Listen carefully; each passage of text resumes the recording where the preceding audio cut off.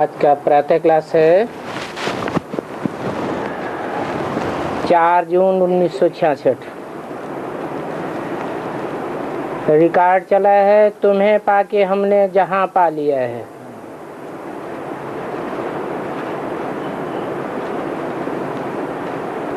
बाप बच्चों से और क्या कहेंगे, यही कहेंगे कि तुम बच्चों को पा लिया, माना सारा जहां पा लिया। क्योंकि तुम बच्चे ही सूर्यवंशी बच्चे हो, जो सूर्यवंशी बच्चे सारी दुनिया के बीज हैं। बीज को पा लिया तो जैसे सारा मनुष्य सृष्टि रूपी झाड़ पा लिया। तो बाप और क्या कहेंगे। बच्चों को भी कह देते हैं ओम शांति अर्थात तत्वम। हे बच्चों, तुम भी शांत स्वरूप हो, क्योंकि तुम भी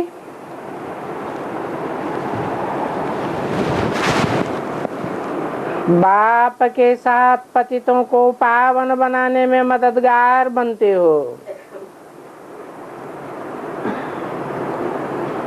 ऐसे और कोई नहीं कह सकेंगे।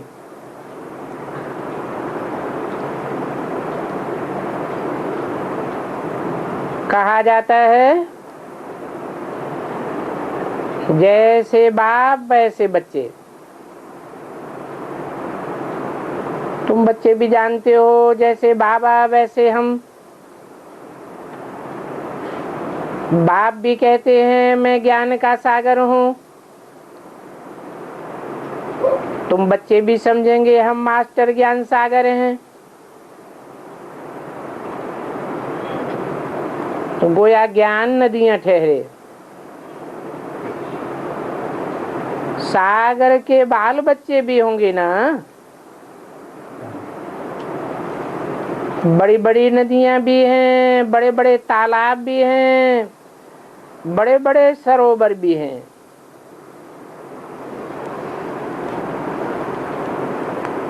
वो सरोवर नदियां आदि जड़ हैं।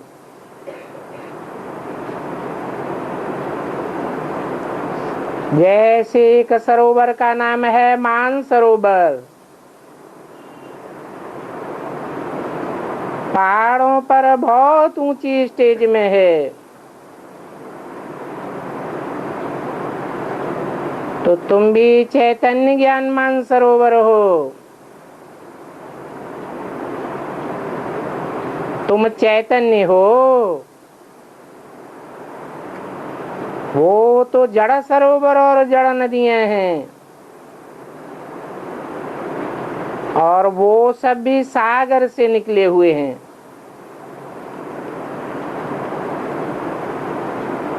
कई बच्चे हैं जो इन बातों को समझते नहीं हैं, क्योंकि ये बच्चियां भी हैं, पढ़ी लिखी तो है नहीं। बाबा ने बच्चियों से एक बार पूछा था, ये खांड किससे बनती है, ये गुड़ किससे बनता है। तो बोला लाल गन्ने से गुड़ बनता है और सफेद गन्ने से खांड बनती है। बेचारी पड़ी हुई तो है नहीं। अभी तुमको तो कितनी बड़ी बड़ी बातें समझाते हैं। वो पानी का सागर होता है, उससे तो पानी की नदियां ही निकलेंगी।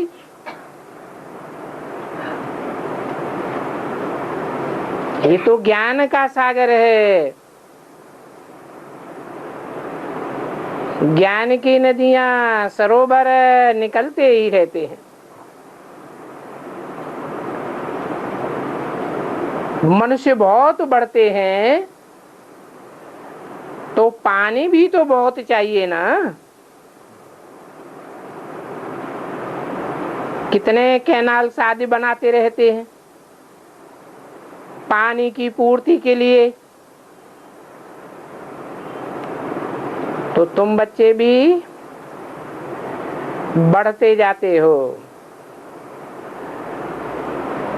तुमको उठते बैठते चलते फिरते यही ख्यालात रखना है कि हम इस पतित दुनिया को पावन बनाते हैं। गीत में भी कहते हैं, बाबा हम आपसे विश्व की बादशाही का वर्षा लेते हैं, और ऐसा वर्षा लेते हैं जो हमसे कोई छीन नहीं सकता। रावण राज्य में भी राजाएं हुए हैं, परंतु उनके वर्षे को तो छीनते रहते हैं।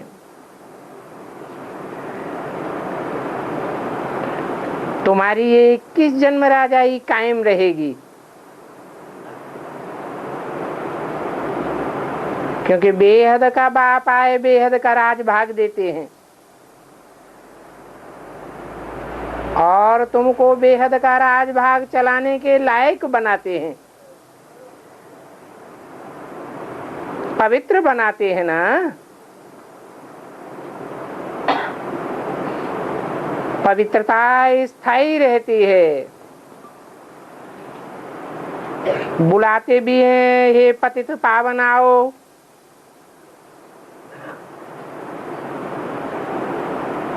तो जो बुलाने वाले हैं वो भक्त कोई कृष्ण को नहीं बुलाते हैं। कृष्ण तो पतितों को पावन बना ही नहीं सकता। कृष्ण के लिए कहा जाता है 16 कला संपूर्ण।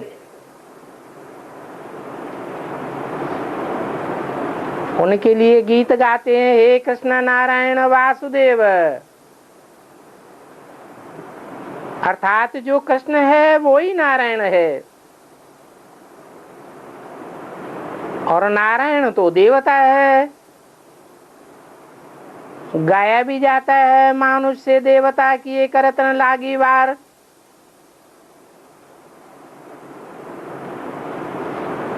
तो नारायण पहले नर था, बाद में नारायण बनता है पुरुषार्थ करके। नर भी साकार और नारायण भी साकार।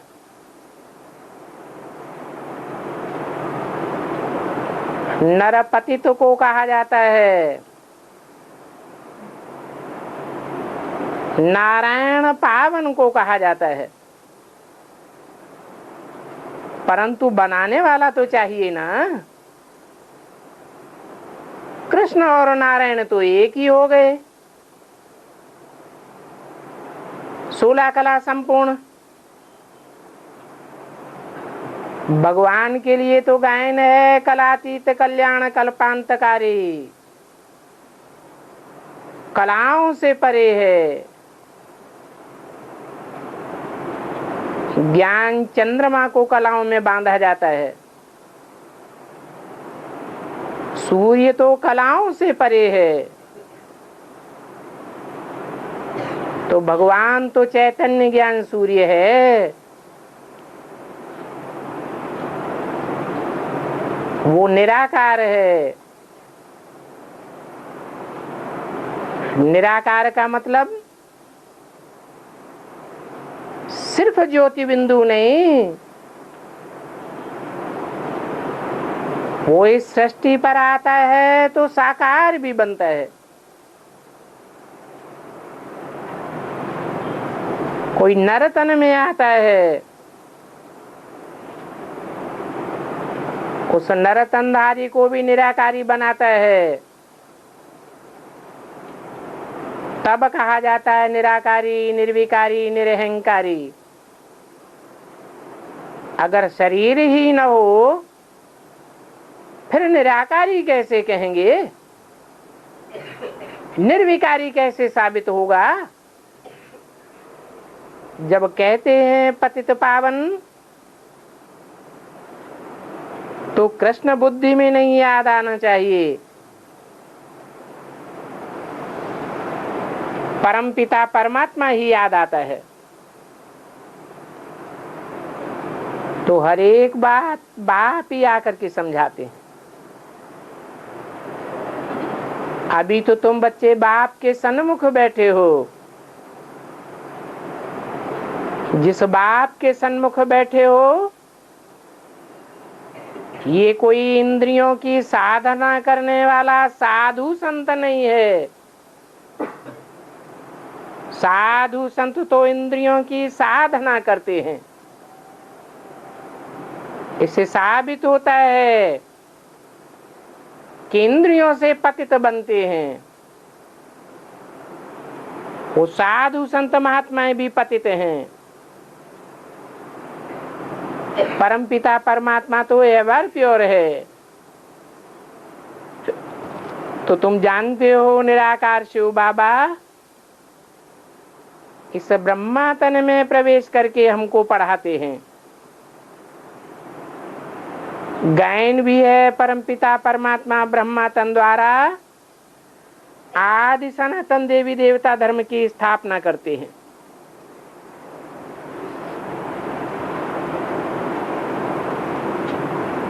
स्थापना ब्रह्मा तन द्वारा करते हैं, परंतु ब्रह्मा का तन तो छूट गया।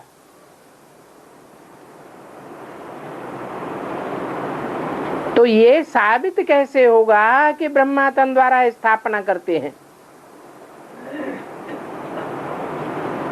ब्रह्मा का स्थूल शरीर छूटता है तो सूक्ष्म शरीर में चले जाते हैं। सूक्ष्म शरीरधारी ब्रह्मा में तो शिव बाबा आते ही नहीं है। और ब्रह्मा तो अनेकों के नाम हैं।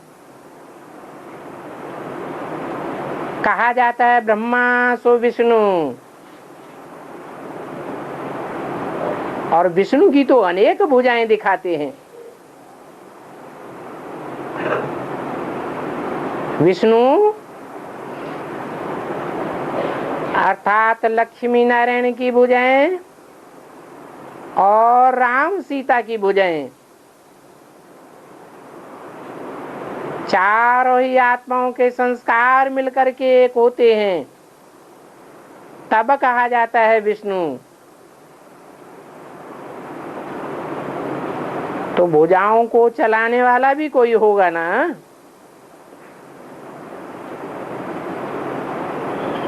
तो कहा जाता है प्रजापिता ब्रह्मा। वो ब्रह्मा तो सूक्ष्म वतनवासी बन गया। प्रजापिता को तो जो भी मनुष्य सृष्टि की 500-700 करोड़ प्रजा है उसके साथ ही रहना पड़े। प्रजापिता पतित को कहा जाता है। पतित मनुष्य सृष्टि का पिता है।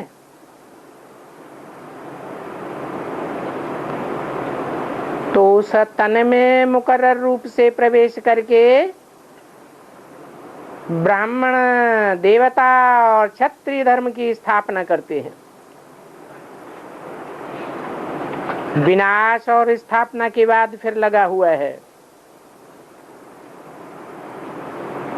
क्योंकि जब तक स्थापना नहीं होगी तब तक विनाश नहीं हो सकता। पूरी राजधानी स्थापन होनी है। इससे सिद्ध होता है कि बाप पुरानी दुनिया में आते हैं, ऐसे नहीं कि कृष्ण भगवान द्वापर युग में आया और कलयुग पापी युग स्थापन हो गया। नहीं, वो आते ही हैं पतित पुरानी कलयुगी दुनिया में। ब्रह्मा द्वारा स्थापना नई दुनिया की करते हैं।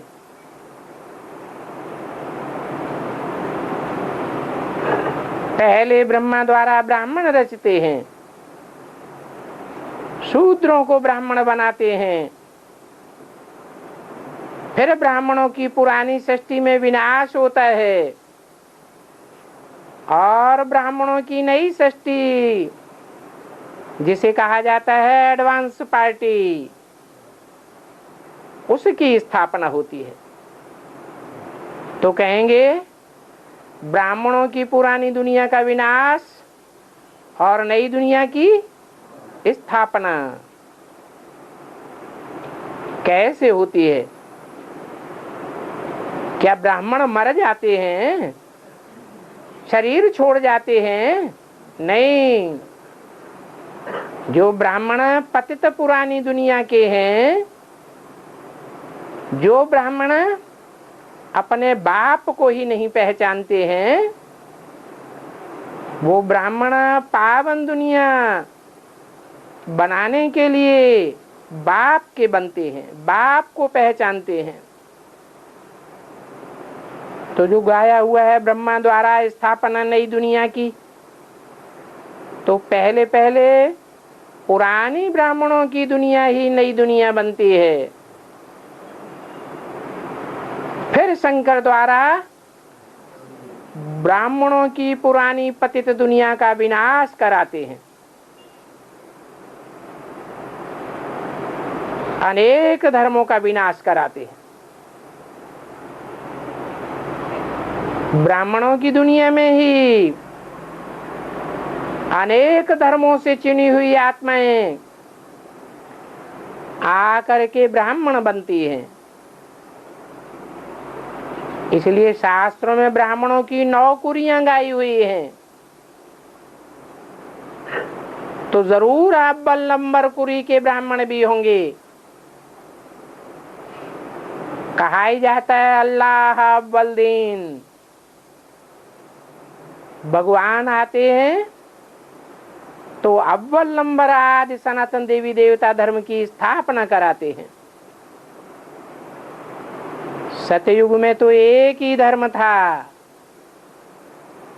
अभी तो अनेक धर्म हैं। एक धर्म वाले देवी देवताओं की निशानियां और चित्र आदि भी मिलते हैं। इन लक्ष्मी नारायण को कहते ही हैं विश्व का मालिक, अर्थात स्वर्ग का मालिक। स्वर्ग का मालिक सो विश्व का मालिक हो गया। ये बातें अभी तुम बच्चों की बुद्धि में बैठी है। बाप कहते हैं बच्चे मन मना भव। ये बच्चों को घड़ी घड़ी सावधानी मिलती है। कहते हैं बाप को और वर्षे को याद करो, इस बात को भूलो मत। और पॉइंट्स तो भूल जाते हैं, परंतु ये तो मुख्य पॉइंट है। जानते हो कि एक बाप ही पतित पावन है, तो युक्ति बताते हैं पावन होने की। क्या युक्ति बताते हैं? दुनिया में और भी तो ग्रेट फादर्स हैं। इब्राहिम, बुद्ध, क्राइस्ट, कितनी बड़ी जनरेशन के फादर हैं। एक क्राइस्ट को ही 200 करोड़ बच्चे, तो ग्रेट फादर तो हुआ, परंतु उसको पतित पावन बाप नहीं कहा जा सकता, क्योंकि क्राइस्ट आदि जब से आते हैं तब से इस दुनिया में खुद भी पतित बनते जाते और अपने फॉलोअर्स बच्चों को भी पतित बनाते जाते। अभी बाप तुम बच्चों से कहते हैं कि तुम तो सतो प्रधान थे, अभी तमो प्रधान पतित बन गए हो, क्या कारण हुआ? कुछ तो कारण हुआ होगा। क्या कारण हुआ? क्यों पतित तमो प्रधान बन गए हैं? अनेक धर्मों के संसर्ग संपर्क में आते आते तुम पतित तमो प्रधान बन गए।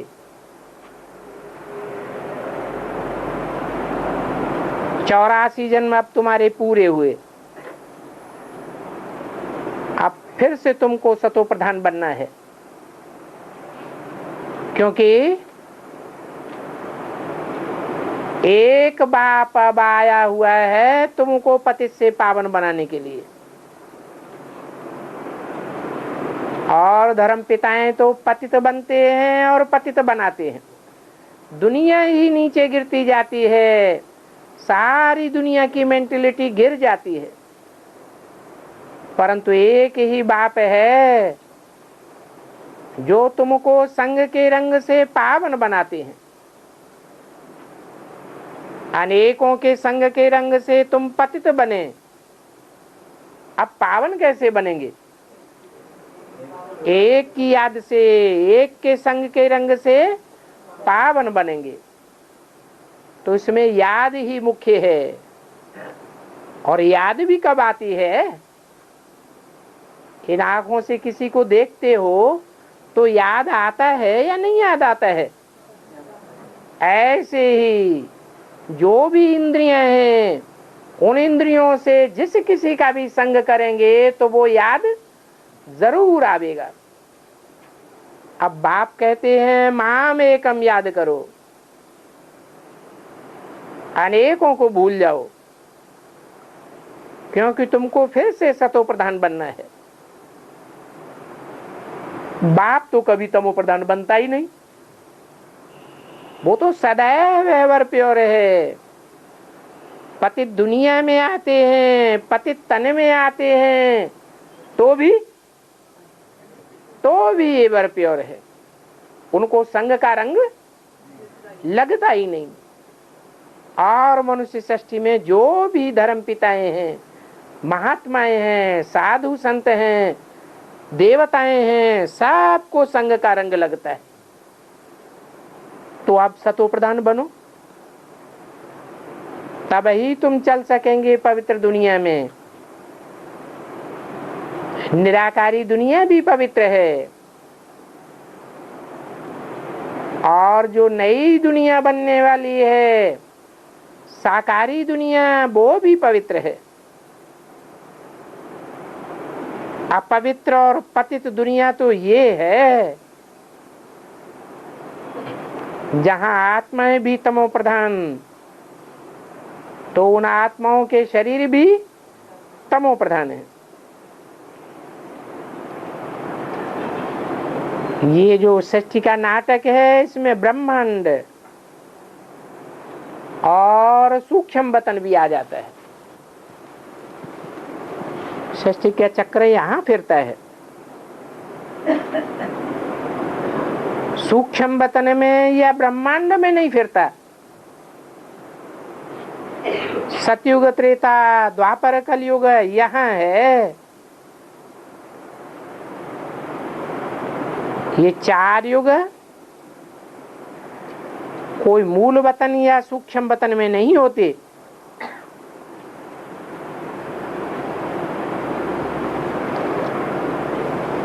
ये सृष्टि का चक्र यहाँ स्थूल वतन में ही है। क्यों? क्योंकि नाटक स्थूल वतन में ही होता है, इसको मनुष्य सृष्टि कहा जाता है। वो तो है आत्माओं की निराकारी दुनिया, और वो है ब्रह्मा विष्णु शंकर की आकारी दुनिया। ये साकारी सृष्टि कितनी बड़ी है। ये साकारी सृष्टि भी जब सतो प्रधान थी सतयुग में कितनी छोटी थी। वहां होता ही है एक धर्म, अनेक धर्मों की आत्माएं वहां होती ही नहीं। तो पॉपुलेशन बहुत कम होती है। बाकी मनुष्य जो कहते हैं वहां भी दैत्य आदि थे, ये तो झूठ बात है।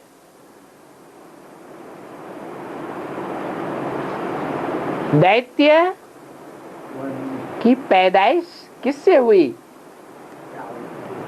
शास्त्रों में दिखाते हैं दिति से दैत्य की पैदाइश हुई।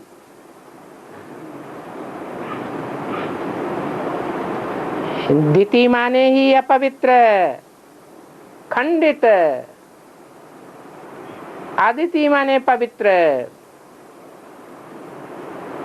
तो यहाँ संगम युग की बातें हैं। बाकी ऐसे नहीं कि सतयुग त्रेता में दैत्य थे। तुम समझते हो नई दुनिया की स्थापना और पुरानी दुनिया का विनाश गाया हुआ है।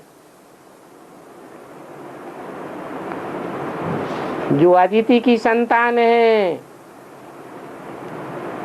अद्वैत हैं।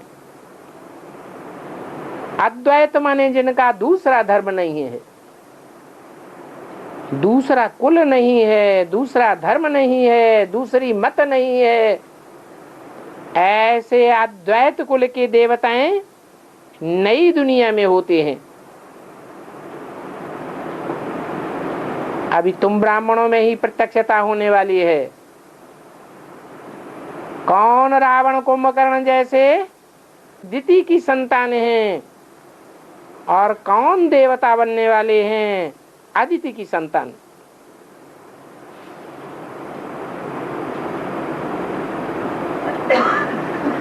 कहते हैं रावण कुंभकर्ण भी ब्राह्मण थे। ये शास्त्रों में गाया हुआ है। वो तो समझते हैं त्रेता युग की बात थी। अब त्रेता और सतयुग की तो हिस्ट्री ही नहीं मिलती। मनुष्यों के पास सिर्फ 2500 वर्ष की हिस्ट्री है। जब से इब्राहिम द्वैतवादी धर्म आया, ये द्वैतवादी धर्म जब से आते हैं तो द्वापर कहा जाता है। इस द्वापर में ही दैत्य संप्रदाय होते हैं, जिनका फाउंडेशन इस संगम युग में ही पड़ता है। वो चेहरे तैयार हो रहे हैं, कोई राक्षस बन रहे हैं, कोई देवता बन रहे हैं। ये नाम जो भी पड़े हुए हैं वो काम के आधार पर पड़े हुए हैं।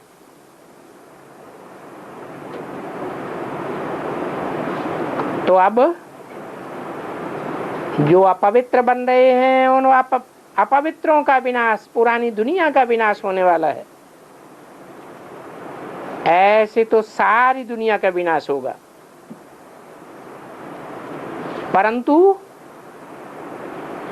जो सत्य होंगे, सत्य बाप के बच्चे होंगे, वो सतयुग में जावेंगे। सतयुग हेवन की स्थापना होगी।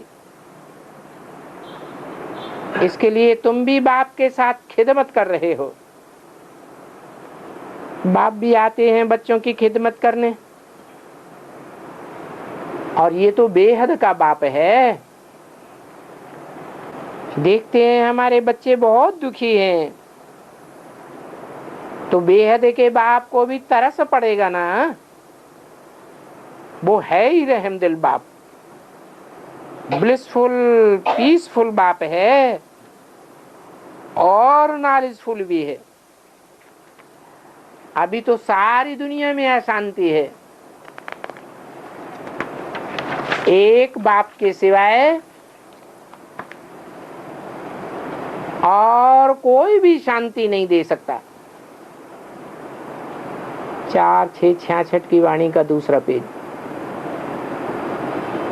तुम तो जानते हो इन सन्यासियों के पास कोई शांति थोड़े ही है।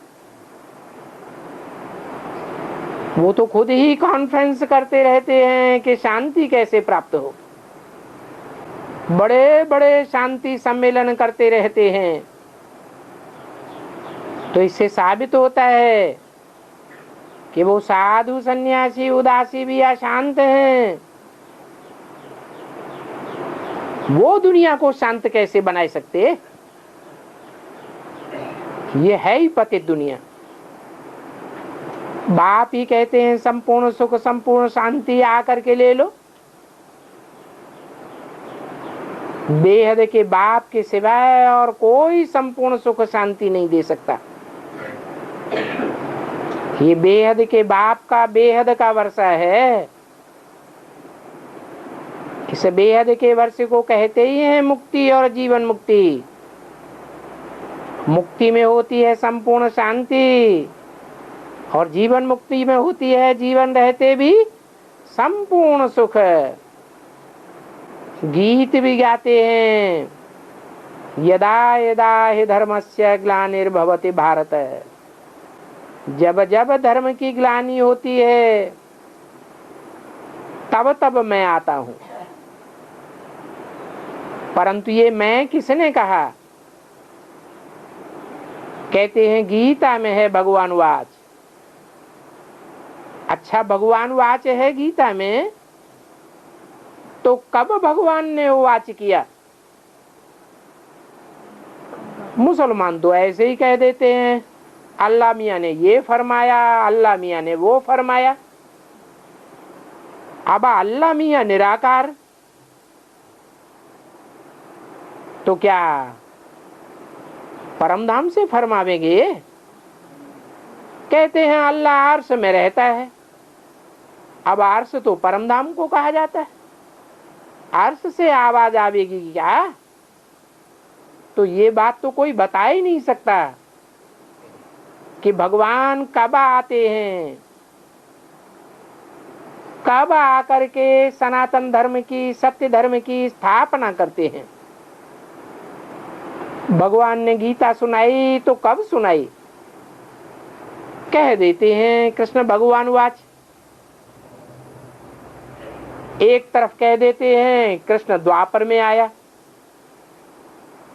दूसरी तरफ कीर्तन में गाते हैं हे कृष्ण नारायण वासुदेव। अब शास्त्रों में तो बताया है नारायण सतयुग में आदि में हुआ। सतयुग आदि में नारायण 16 कला संपूर्ण था। कोई बात ही नहीं बनती। अरे सतयुग में तो पतित दुनिया है ही नहीं, तो कलयुग में तो और ही जास्ती पतित हो जाएंगे। अरे भगवान तो आते ही हैं पावन दुनिया स्थापन करने, और पावन दुनिया तो स्वर्ग है। स्वर्ग तो कोई मनुष्य सृष्टि का मनुष्य बना ही नहीं सकता। 2500 वर्ष की हिस्ट्री मनुष्यों के पास मौजूद है। कोई भी इब्राहिम बुद्ध क्राइस्ट आदि ने इस दुनिया को स्वर्ग नहीं बनाया। दुनिया में दुख और ही बढ़ता गया। तो बाप कहते हैं मैं आता ही हूं पतित दुखी दुनिया के अंत में पावन दुनिया स्थापन करने के लिए। तो बुद्धि चलनी चाहिए ना कि भगवान कब आवेंगे।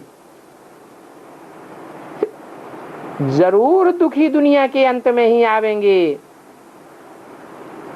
ये कितने बड़े बड़े विद्वान आदि हैं, पंडित हैं, परंतु जानते कुछ भी नहीं है। और उनके कितने ढेर के ढेर फॉलोअर्स हैं। उनके फॉलोअर्स लाखों करोड़ों की तादाद में होते हैं।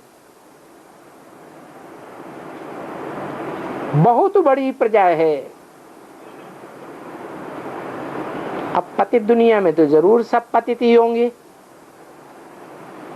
पावन दुनिया में सब पावन ही होते हैं। ये दुनिया में तो है ही रावण राज्य। इस रावण राज्य में एक दो को पतित ही बनाते रहते हैं, अनेक प्रकार के मंत्र जंत्र आदि देते रहते हैं।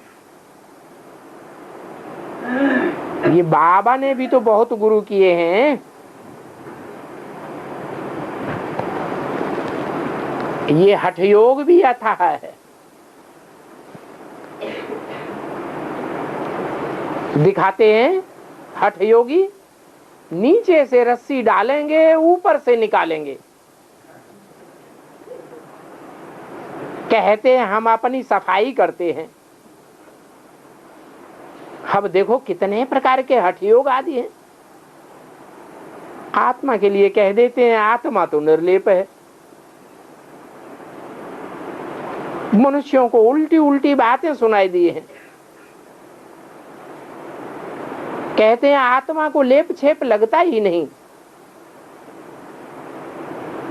शरीर को संग का रंग लगता है। बाप कहते हैं वास्तव में आत्मा की सफाई चाहिए। जिस आत्मा में ही खाद पड़ी है,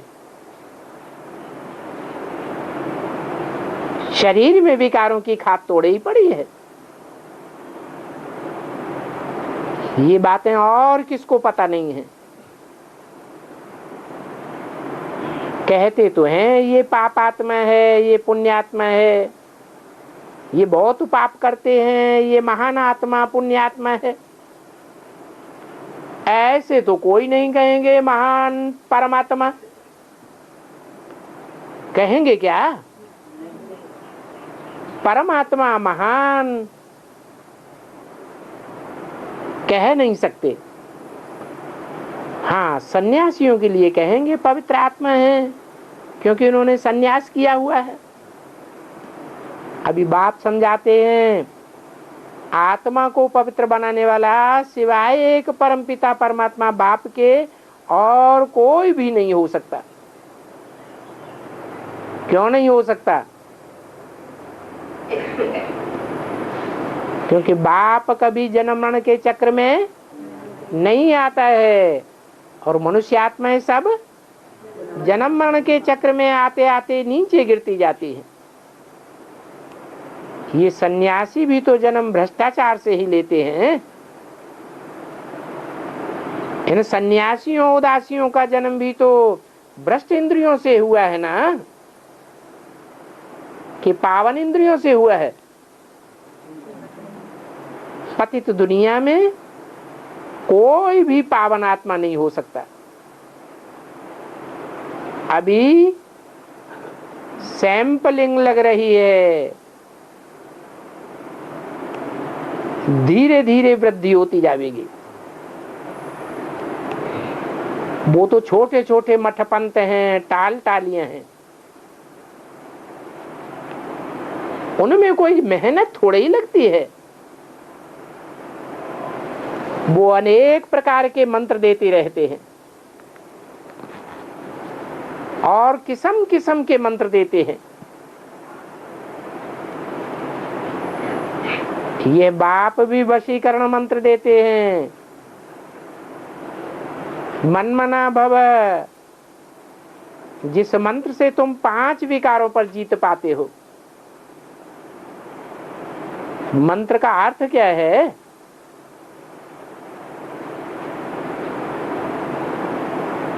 तीन शब्द हैं, मत, मना, भव।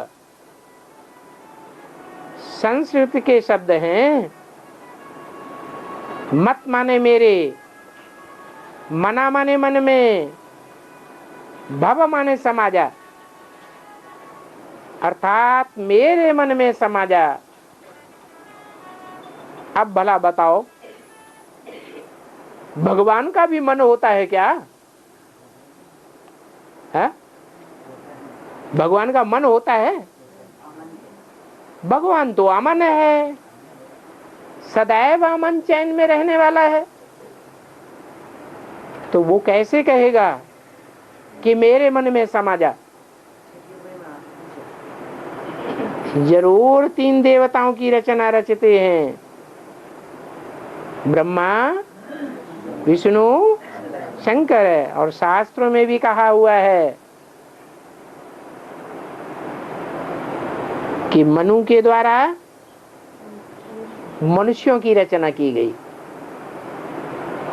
जरूर मनुष्यों का कोई बाप होगा, उसी का नाम शास्त्रों में मनु रखा गया है। मन चलायमान होता है, मनुष्यों को मन होता है, देवताओं को मन होता तो है लेकिन चलायमान नहीं होता है। उनकी एकाग्रता अपनी आत्मा में रहती है, वो सदैव आत्मिक स्थिति में स्थित रहते हैं। तो तुमको बाप जो मनमना भव मंत्र देते हैं, उसका अर्थ ही है कि मैं जिस मनुष्य तन में प्रवेश करता हूं, वो ही मनुष्य सृष्टि का बाप ज्ञान को गहराई तक समझता है, मनन चिंतन मंथन के द्वारा। ये मनन चिंतन मंथन मन ही तो करता है। कौन करता है? भगवान के 3 कार्यकर्ताएं हैं, मन, बुद्धि और संस्कार। मन रूपी मनुआ ब्रह्मा को कहा जाता है। वो ब्रह्मा नहीं जो सिर्फ मुरली को सुनता था, कि मनन चिंतन भी करता था। मनन चिंतन नहीं करता था तो उस ब्रह्मा की तो बात ही नहीं है। उस ब्रह्मा की बात है जिसने मन से संकल्प करके मानसी सृष्टि पैदा की। कहते हैं ब्रह्मा से मानसी सृष्टि के द्वारा, मन के संकल्पों के द्वारा पहले पहले 4 पुत्र पैदा हुए। कौन कौन? सनातन, सनंदन, सनत कुमार। ये चारों ही पुत्र ज्ञान के आधार पर छोटे बड़े कहे जाते हैं। जिसमें सबसे ज्ञान था, जास्ती ज्ञान था, वो बड़े से बड़ा योगी कहा जाता है। सनत कुमार को कहा जाता है योगीश्वर, योगियों का ईश्वर।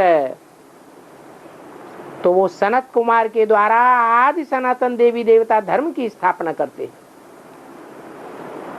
सनत कुमार से सनातन धर्म, जैसे क्राइस्ट से क्रिश्चियन धर्म, बुद्ध से बौद्ध धर्म। तो तुम जानते हो कि बाप ही आकर के वो मंत्र देते हैं जिससे तुम विकारों के ऊपर जीत पहन करके देवता बनते हो। राम राम का मंत्र भक्त लोग जपते हैं, परंतु उस राम राम का मंत्र जपने से कोई फायदा नहीं होता। यहाँ तो बाप कहते हैं तुम मुझे याद करो तो तुम्हारे पाप नाश हो जाएंगे।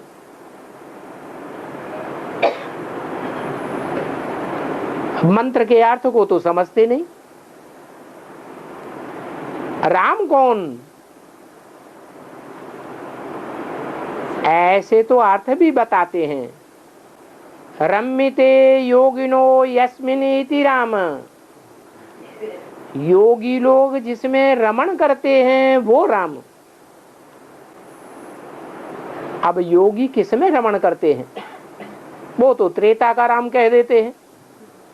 अब त्रेता के राम की तो कोई बात ही नहीं है। राम और कृष्ण ये 2 नाम हैं। राम बाप को कहा जाता है और कृष्ण बच्चे को कहा जाता है, अर्थात कृष्ण की आत्मा बच्चा बुद्धि है। बच्चा कभी मनन चिंतन मंथन नहीं कर सकता, ये तो बाप का ही काम है। तो तुमको असली मंत्र देते हैं, मनमना भव, मेरे इस मन रूपी ब्रह्मा में समा जा। अर्थात जो मेरे मुकर्रर रथ में संकल्प चलते हैं वो ही संकल्प तेरे अंदर चलना चाहिए, दूसरा कोई भी संकल्प नहीं चलना चाहिए। संकल्प मात्र भी बाप के संकल्पों से विरोधाभास नहीं होना चाहिए। वाचा से विरोध करना, कर्मणा से विरोध करना, कर्मेंद्रियों से विरोध करना, ये तो बहुत बड़ी बात हो जाती है। ऐसे तुम मनमना भव बनेंगे तो जरूर पवित्र आत्मा बन जाएंगे। इस याद को ही योगाग्नि कहा जाता है। ये भारत का प्राचीन योग बहुत मशहूर है।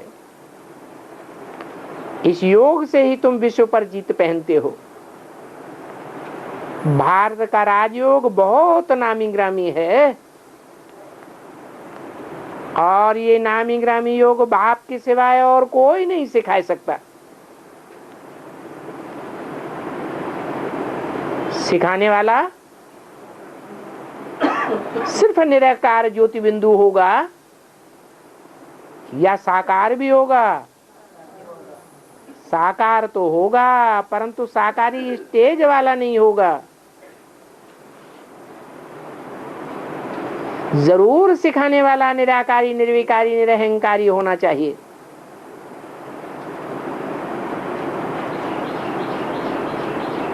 तुम हो ब्रह्मा कुमार कुमारियां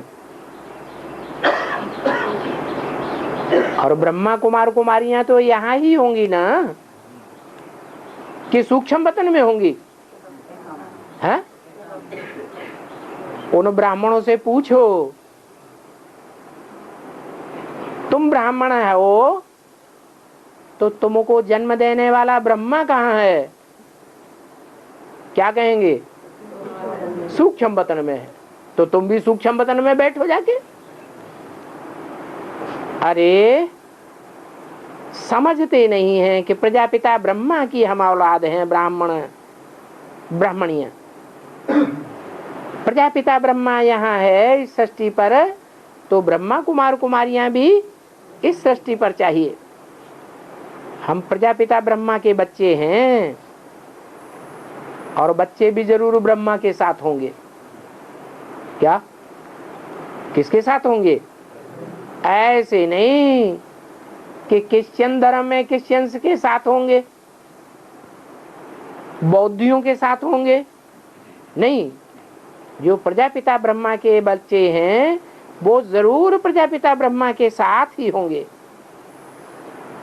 क्योंकि ब्राह्मण कुल तो जरूर चाहिए। ये कुल बनता ही तब है जब ब्रह्मा के बच्चे बने। इसको कहा जाता है सर्वोत्तम ऊंचते ऊंच ब्राह्मण कुल। ऐसे तो ब्रह्मा अनेकों के नाम हैं, परंतु उन ब्रह्मा से जो सृष्टि होती है वो ऊंचते ऊंच सृष्टि नहीं कही जा सकती। वो ब्राह्मण भी 9 कुरियों में ही होते हैं। तुम्हारी तो है ऊंचते ऊंच कुरी।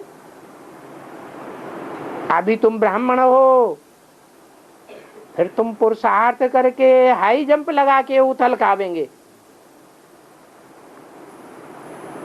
भक्ति मार्ग में बाईजोली खेलते हैं ना, क्या करते हैं?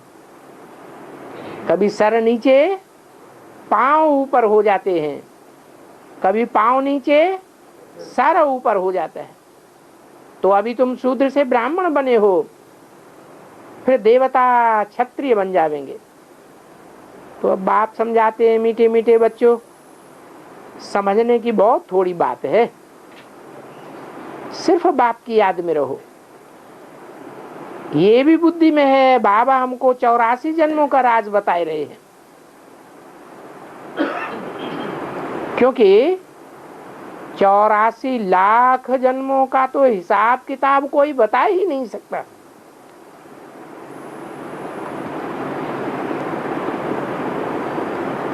तो उन्होंने ये युक्ति निकाली है,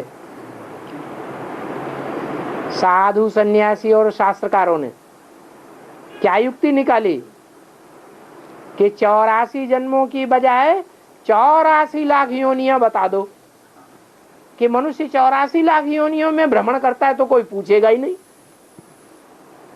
अभी बाप कहते हैं 84 लाख योनियां तो होती हैं, परंतु मनुष्य आत्मा 84 लाख योनियों में जाती नहीं है। हाँ, ये हो सकता है कि मनुष्य 84 लाख योनियों जैसे कर्म करने लग पड़े। सत्व प्रधान मनुष्य होते हैं तो जरूर देवता ही कर्म करेंगे, जब तमो प्रधान बनते हैं तो बंदर जैसे कर्म करने लग पड़ते हैं। अभी तो तुम शूद्र से ब्राह्मण बने हो,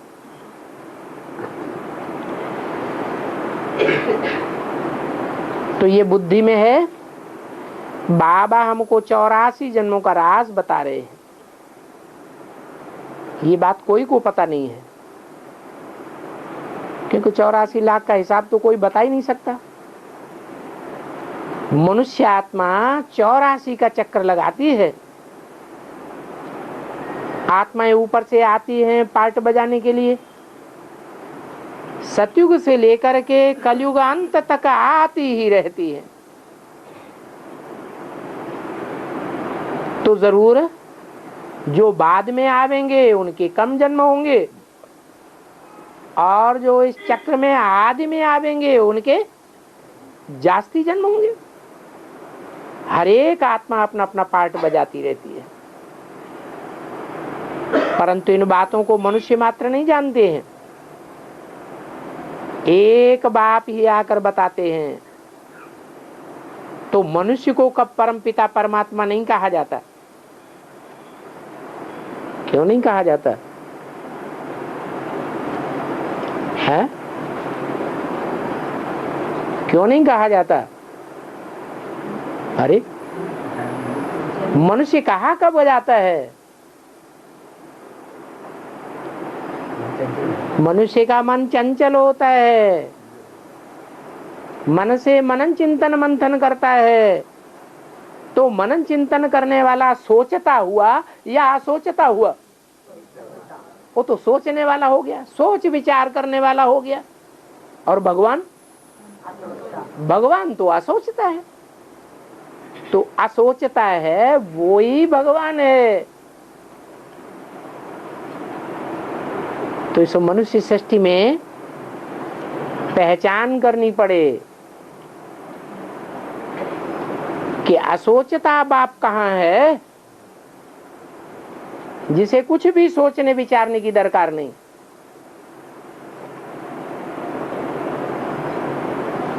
गॉड फादर कहने से निराकार शिव की तरफ बुद्धि चली जाती है।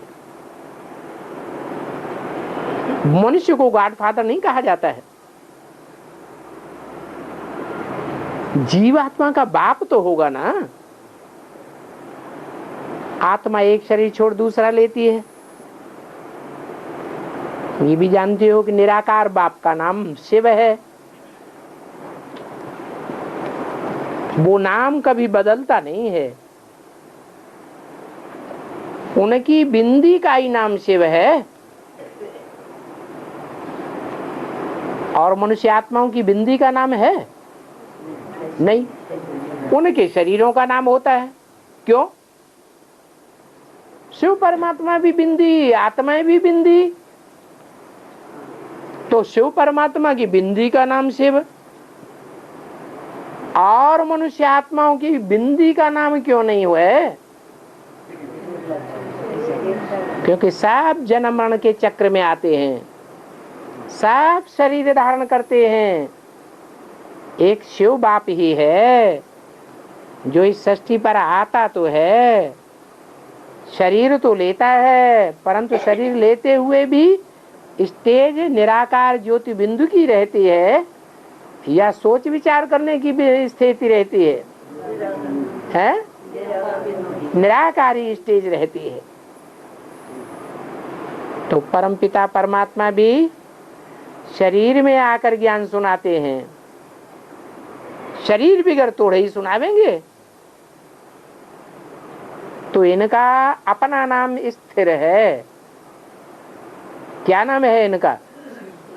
शिव, अर्थात कल्याणकारी। पतित तन में आते हैं, पतित षष्ठी के बीच में आते हैं, परंतु जो भी बोलते हैं वो कल्याणकारी बोलते हैं या अकल्याणकारी बोलते हैं? पतित शरीर में प्रवेश करके पतित शरीरधारी की कर्मेंद्रियों से जो भी कर्म करते हैं वो कल्याणकारी कर्म होता है या अकल्याणकारी साबित होता है? कल्याणकारी ही साबित होता है। इसलिए हर हालत में उनका नाम शिव है। तो इनका ये अपना नाम है। क्या? शिव। बिंदु रूपी स्टेज में बोलते हैं, बिंदु रूपी स्टेज में कार्य करते हैं, तो इनका बिंदु का ही नाम है। बाप समझाते हैं मेरे शरीर का कोई नाम नहीं है। जिस तन में प्रवेश करते हैं ये मेरा शरीर नहीं है, और न तो मैं पुनर्जन्म में आता हूं, मैं इनमें प्रवेश करता हूं। इसमें नहीं कहा, क्या कहा? इनमें प्रवेश करता हूं। ऐसे बहुवचन में क्यों कहा? क्योंकि राम कृष्ण की दो आत्माएं हैं, उनमें प्रवेश करता हूं। जब मैं प्रवेश करता हूं तो इनको भी पता नहीं पड़ता। किनको? राम कृष्ण की आत्माओं को भी पता नहीं पड़ता कि मैं कब इनमें प्रवेश करता हूं। है? पड़ता है? नहीं पड़ता है। और वो तथाकथित ब्राह्मण कहते हैं कि गुलजार दादी में शिव आता है। तो ये बात साबित होती है? क्यों नहीं साबित होती? क्योंकि गुलजार दादी में जब प्रवेशता होती है तो सबको पता पड़ जाता है कि कोई सोल ने प्रवेश किया। चेहरा मोहरा बदल जाता है, शरीर को झटका लगता है, और बाप कहते हैं मेरा तो दिव्य जन्म है। कैसा दिव्य जन्म है? मैं जिस तन में प्रवेश करता हूं उसको पता भी नहीं लगता, उसको भी पता नहीं पड़ता, किसी को भी मालूम नहीं पड़ता मैं कब आता हूं और कब चला जाता हूं। मेरे आने की और मेरे जाने की कोई तिथि तारीख नहीं है। है? नहीं है। फिर ये जो शिवरात्रि मनाते हैं तथाकथित ब्राह्मण, वो किस आधार पर मनाते हैं? सन 36 के बाद, 47 के बाद, माउंट आबू में आने के बाद जो शिवरात्रि मनाते हैं वो किस आधार पर मनाते हैं? इन्हें पता तो पड़ता नहीं कि मैं कब आता हूं कब चला जाता हूं। तो इनका आधार क्या है? है? हाँ, जो भक्त करते हैं वही ये ब्राह्मण करते हैं।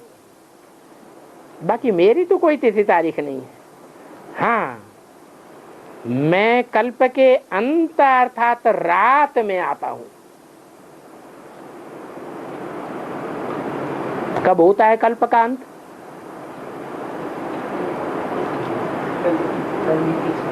है? जब कल्प का अंत होता है तब पहचान क्या है?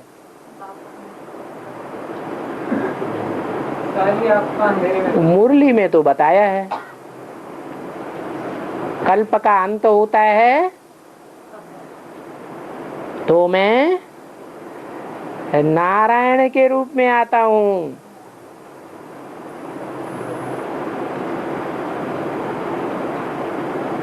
नई दुनिया की आदि होती है और पुरानी दुनिया का अंत होता है।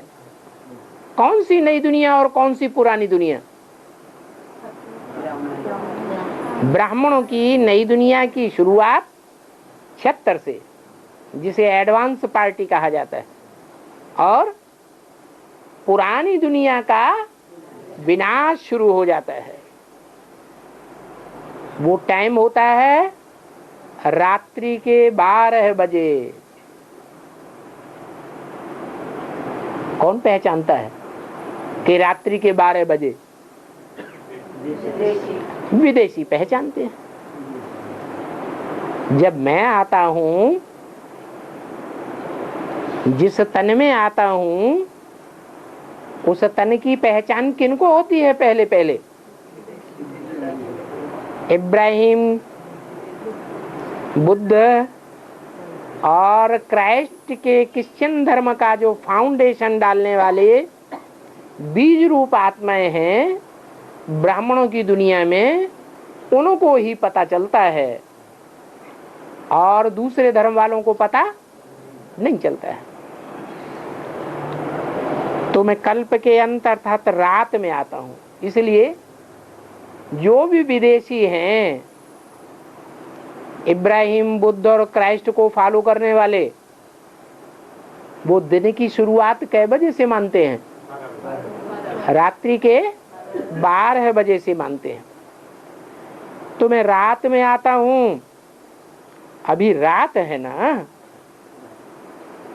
कि सूर्य निकल आया है? भारतवासी दिन की शुरुआत सूर्य निकलने से मानते हैं, और विदेशी लोग दिन की शुरुआत रात्रि के 12 बजे से मानते हैं। ये है ही पतितों की दुनिया। मैं आया हूं पावन दुनिया अर्थात दिन बनाने के लिए।